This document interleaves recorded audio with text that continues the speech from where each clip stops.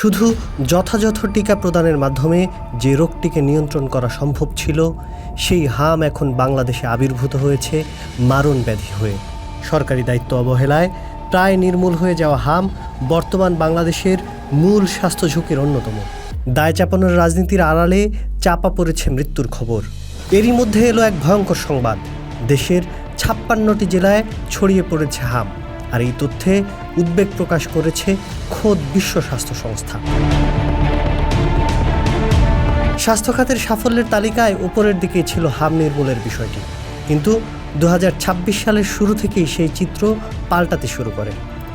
বিশেষ করে অন্তর্বর্তী সরকারের সময়ে স্বাস্থ্য খাতে সংক্রামক ব্যাধির টিকা প্রদানে অবহেলার অভিযোগ তুলেছে অনেকেই। বিশ্ব স্বাস্থ্য সংস্থার প্রাথমিক মূল্যায়ন বলছে, হামের এই প্রচণ্ড হয়ে ফেরার প্রধান কারণ ইমিউনিটি গ্যাপ বা রোগ প্রতিরোধ ক্ষমতার ঘাটতি। প্রথম আলোর প্রতিবেদন অনুযায়ী বিশ্ব স্বাস্থ্য সংস্থার ঢাকা কার্যালয় লিখিতভাবে জানিয়েছে যে দেশের ৫৬টি জেলায় ছড়িয়ে পড়েছে হামের সংক্রমণ।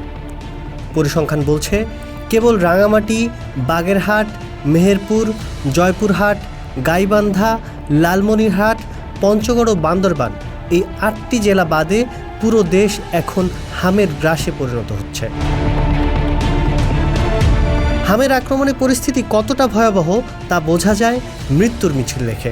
ঢাকা ট্রিবিউন এবং প্রথম আলোর মাঠ পর্যায়ের তথ্য বলছে, সারা দেশে হাম আক্রান্ত হয়ে মৃত্যুর সংখ্যা এরই মধ্যে ৫০ ছাড়িয়েছে।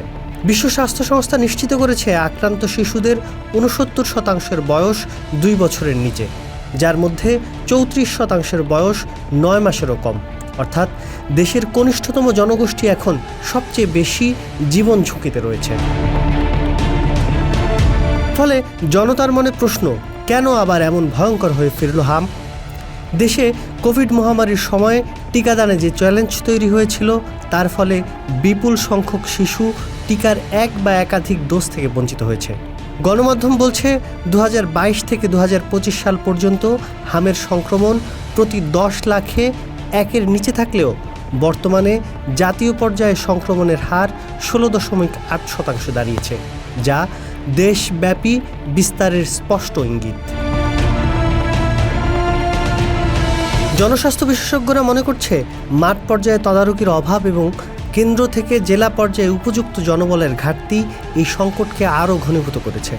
আইইডিসিআরের সাবেক প্রধান বৈজ্ঞানিক কর্মকর্তা মুশতাক হোসেনের মতে, শুধু মাঠ পর্যায়ে নয়, নীতি নির্ধারণী পর্যায়েও দক্ষ জনবলের অভাব রয়েছে। তিনি হুঁশিয়ারি দিয়েছেন যে কমিউনিটিকে সম্পৃক্ত করতে না পারলে এই প্রাদুর্ভাব নিয়ন্ত্রণ করা অসম্ভব হয়ে পড়বে। এখন প্রশ্ন হলো, সামনে কি অপেক্ষা করছে? বিশ্ব স্বাস্থ্য সংস্থা সতর্ক করেছে, যদি দ্রুত সাড়াদান কার্যক্রম এবং রিং ভ্যাকসিনেশন জোরদার করা না হয়, তবে সংক্রমণ নতুন এলাকায় দাবানলের মতো ছড়িয়ে পড়বে। ২০২৬ সালের মধ্যে দেশ থেকে হাম, রুবেলা নির্মূল করার যে জাতীয় লক্ষ্যমাত্রা ছিল, তা এখন চরম অনিশ্চয়তার মুখে পড়েছে। ভীতিকর এই পরিস্থিতি নিয়ন্ত্রণে বিশ্ব স্বাস্থ্য সংস্থা সরকারকে দ্রুত কিছু পদক্ষেপ নেওয়ার পরামর্শ দিয়েছেন। এর মধ্যে রয়েছে ৬ মাস থেকে ৫ বছর বয়সী শিশুদের জন্য দ্রুত উচ্চমানের দেশব্যাপী টিকাদান ক্যাম্পেইন শুরু করা, আক্রান্তদের ভিটামিন এ ক্যাপসুল সহ যথাযথ চিকিৎসা নিশ্চিত করা এবং সঠিক তথ্য প্রচারের মাধ্যমে জনসচেতনতা বাড়ানো। একই সাথে যোগ্য ব্যক্তিকে যোগ্য স্থানে পদায়ন করে টিকাদান কর্মসূচিকে ঢেলে সাজানোর পরামর্শ দিয়েছেন বিশেষজ্ঞরা। টিকাদানে উপেক্ষা আর অবহেলার মাশুল দিচ্ছে দেশের শিশুরা। সময় এসেছে প্রশাসনিক স্বচ্ছতা নিশ্চিত করে টিকাদান কর্মসূচিকে পুনরায় শক্তিশালী করার, নয়তো ৫৬ জেলার এই সংক্রমণ পুরো মানচিত্রকে বিপন্ন করে তুলবে। পোস্ট দেখুন, ভাবুন, করুন, থাকুন পোস্টের সাথে।